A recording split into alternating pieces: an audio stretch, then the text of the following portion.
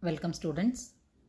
Today let us see about while loop. The while loop is an entry control loop. That means the condition will be in the beginning of the statement, beginning of the loop. So it is called as entry control loop. Let us see the syntax for the while loop. The syntax for while loop is while test expression and then body of the loop. Finally, statement X will be continued. Flowchart for the while loop will be, if the test expression is true, the body of the while loop will be executed for a certain number of times. If the test expression is false, it comes out of the loop, that it comes to the statement X. Let us see the example for the while loop. In this example, we are going to find the sum of 1 to 10 numbers. That is, first we have declared I equal to 1 as an integer and sum equal to 0. Here we are giving the condition I less than equal to 10. I value is 1. So 1 less than equal to 10, that is true. Then we are adding sum equal to sum plus I. Sum is 0, I is 1. 0 plus 1, 1. Some value will be 1. Then I will be incremented. Already it is 1. It becomes 2.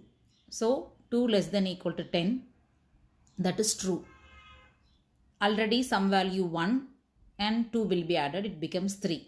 Like that, up to 10 less than equal to 10, the while loop will be true. So it will be executed. 11 less than equal to 10, false. Then it comes out of the loop. Finally, the sum value will be printed. The sum of 1 to 10 is 55. It will be printed. So this while loop will be executed up to the condition becomes false. If up to true, it will be executed. It will be repeated. Next, let us see about the do while loop. It is an exit controlled loop. That is, the condition is given at the bottom of the loop. The body of the loop will be in the beginning. Let us see the syntax. That is do, body of the loop. Finally, the while condition is there. Next, the flow chart. First, the body of the loop will be executed. After that, the test expression. If it is true, the body of the loop will be repeated. If the test expression becomes false, it comes out of the loop. That is, it comes to the statement X. This is an example for the do while loop. Here we are going to print the numbers from 10 to 1 by using the do while. First, n equal to 10 we have given. After that we are printing cout n. So 10 will be printed. Then n minus minus. N minus minus means n equal to n minus 1. So 10 minus 1, n becomes now 9. 9 greater than 0. It is true. The loop will be repeated again. So 9 will be printed now. Then 9 minus 1, 8. 8 greater than 0. True. So the loop will be repeated. Then 8 will be printed. Like that, up to 1 greater than 0, it will be printed. 0 greater than 0 becomes false. So the loop will be ended. Though the output of this program will be 10, 9, 8, 7, 6, 5, 4, 3, 2, 1. So up to the true, the condition, loop will be executed. The condition becomes false, it comes out. Next, let us see about the nesting of loop. The loop which contains another loop is called nested loop. Let us see some of the syntax for the nested loop. The first syntax for the nested loop is for. One for statement is there. Inside the for, another for loop is there.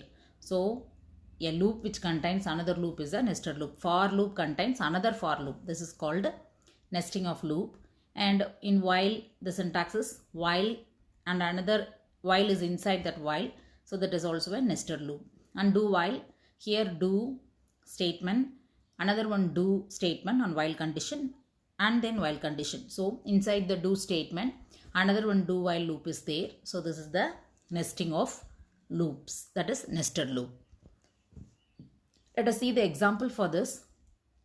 Here we are going to print a multiplication table using the nested for loop.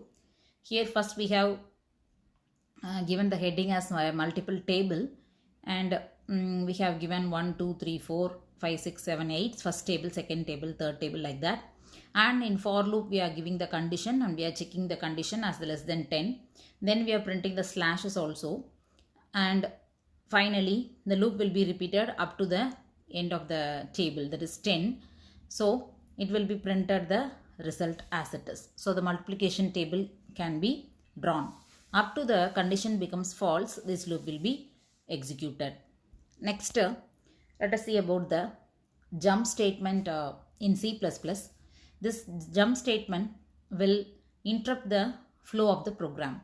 If program is running, we want to interrupt something. If you want to continue, or if you want to stop the program in the middle, or we want to go to some other part of the program, for that purpose we need this jump statement.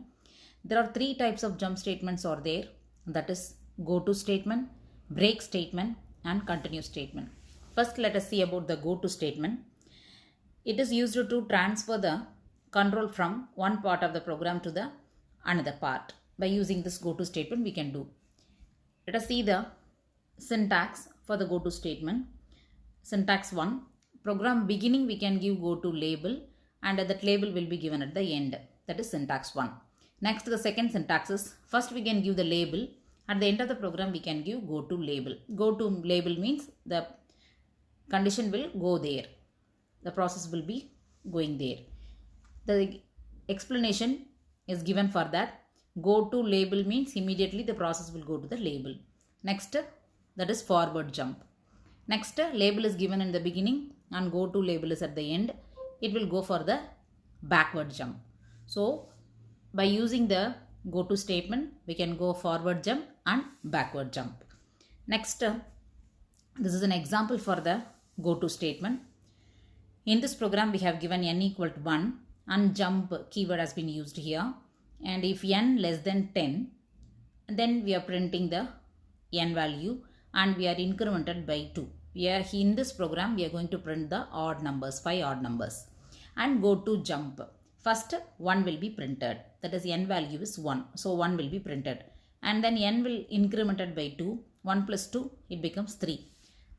So the jump statement will pass the process to jump.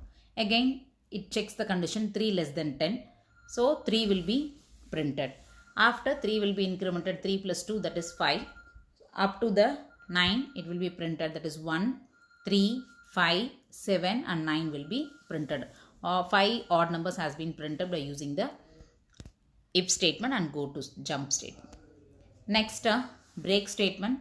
This statement which terminates the execution of the loop, that is control which be stopped from that position. Here in for loop we have used the break statement, and in while loop we have used, and do while also we have used the break statement. If the process break came, immediately it jumps to the last part. It will not be continued. The process will be stopped there, and it comes to the out of the condition, out of the loop. In while loop also the same thing is happening, and do while also. If break is given, immediately the process come to the end. Next, let us see the example for the break statement. Here count equal to 1, and in do while we have used count greater than 3. First the count value is 1, 1 greater than 3, break statement is given, so the count is 1.